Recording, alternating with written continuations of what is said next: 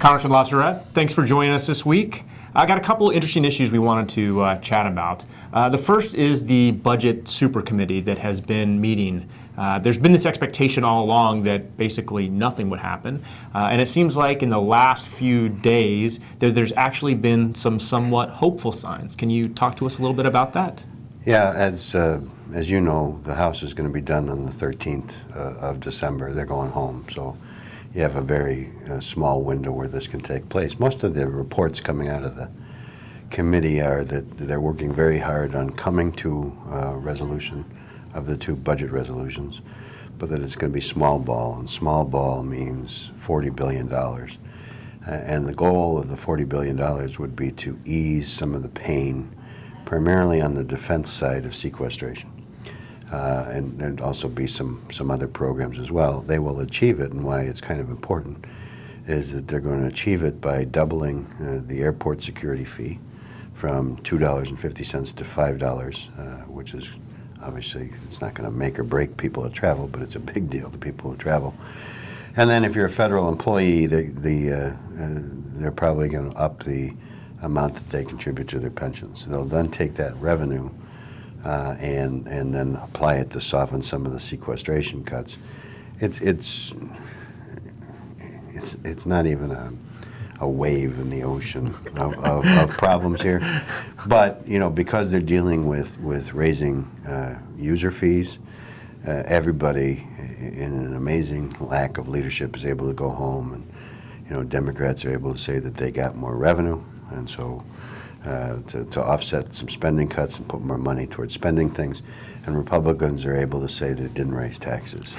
They did raise user fees, right, but they didn't raise taxes. So I think the good news is that they will actually come to some agreement. The bad news is it really doesn't mean anything. And does this just kick the can down the street? I mean, if this is only buying us a limited window here, are we delaying the inevitable? Are we going to have to start having these conversations all the time? The problem is, let me say this: it's good news in that they couldn't agree what day it was before this, and so the fact that they could actually agree on something, it's progress. That's progress. The problem is that the other thing, and this comes about as a result of, in our other life, we're at the Main Street Partnership, and so Speaker Boehner spoke with the group. And laid out exactly what I've just said on the budget agreement, but he also talked about the fact that you're never going to get any appropriations bills. He doesn't think he can get a continuing resolution to keep the government open for a year, that it's going to have to be like 2 months or 3 months at a time. If you're in the medical business and you're a doctor, you're concerned about how much you get reimbursed through Medicare, something called SGR. They were originally talking about fixing it forever. Then they said, well, maybe we can just fix it for a year. He doesn't think they can fix it for more than 2 or 3 months. And so it's going to be this every 2 or 3 months, one of these things is going to have to be resolved. So you can be a glass half empty guy and say, I mean, we're really not fixing anything. Or a glass half full guy would say, well, at least they were agreeing on a few things, and the government's not going to shut down. Well, speaking of the glass half full, immigration is something that we talked about a lot last year. And then essentially we got to this impasse where the Senate had passed comprehensive immigration reform with a path to citizenship, and the House said, that's not going anywhere. Right. We're willing to do something piecemeal. The president tried to pressure the House into doing something which didn't work at all. Right. And now suddenly it looks like Democrats are saying, maybe we'll take immigration by piecemeal. What does this mean? Well, it means that you may actually in 2014 get some form of immigration reform. Comprehensive anything isn't going to happen. I mean, we know that, and so it goes to what we've talked about a lot, is the lack of trust between the two sides. And so Republicans are convinced, even though the president was trying to ramp up the pressure and some pro-immigration groups were trying to ramp up the pressure, just put the Senate bill on the floor, pass the Senate bill. Republicans in the House are convinced that if they did that, the president, because they don't trust him, would implement all the things necessary for the pathway to citizenship, but wouldn't do anything to secure our borders, which is the issue that's important to Republicans. And so as long as you have this staring contest, you're not going to get anything done. So Speaker Boehner, for ever has said, look, let's eat this elephant a few bites at a time. And now the president and also Mrs. Pelosi, the minority leader in the House, have sort of signaled that they may be open to that.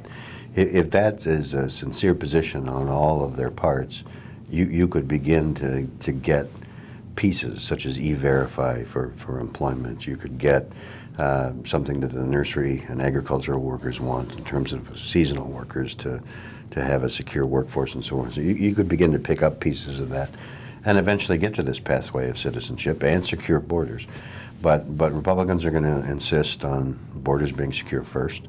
And as long as everybody's willing to have that conversation, who knows? Maybe they could get it done. Well, one of my questions would be, doesn't it make it harder to get to the pathway to citizenship if some of the easy carrots in this carrots and sticks are given away piecemeal? I mean, if everybody's for E-Verify, everybody's for the highly skilled worker visas, everybody's for the seasonal agricultural workers. If that stuff's off the table and the only things that are left are these really thorny issues, does it make getting those thorny issues through even more difficult? You can make that argument. I don't necessarily think so. I mean, they're always going to be difficult. But again, there has to be this trust, and so doing it piecemeal is all about reestablishing trust, and the belief that okay, if we sort of hold hands and jump off the pathway to citizenship bridge together, you're going to give me what I need as well, and so I don't think it's a bad idea. But even if the situation that you laid out was correct. It's still better because you'd have 6 or 7 decent reforms that everybody could agree on, and so the whole thing wouldn't be left to, if you don't have a big deal, you got nothing at all. Excellent point.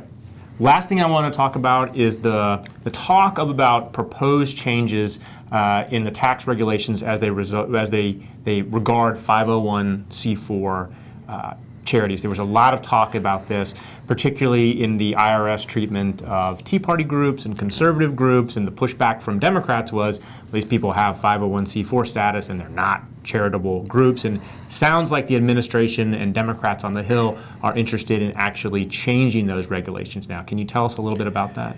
Yeah, this isn't exactly an outgrowth of the outrage that came up when the IRS office in Cincinnati was investigating Tea Party applicants for 501c4 status. And there's a big hue and cry. Well, now that hue and cry is dialed down, now you have the White House and their allies saying, you know what, they shouldn't even have tax-exempt 501c4 status because they're engaged in political activity. The proposal is to modify and restrict the amount of non-charitable activity that 501c4s can engage in. And if there is however they define a political component to it, that they not enjoy that status. That's going to be a big deal. And at the moment it's being cast as a Democratic push, a White House push against organizations like Karl Rove's Crossroads GPS. But there are a ton of 501c4s in the Democratic side of the aisle as well. Absolutely. And so either there's going to have to be a ceasefire where everybody says, okay, we're not going to do it this way anymore, or if they try and shoehorn something in, it's going to affect a lot of different organizations. Well, we'll definitely keep our eye on that. Once again, thank you for joining us this week, Congressman. Thank you.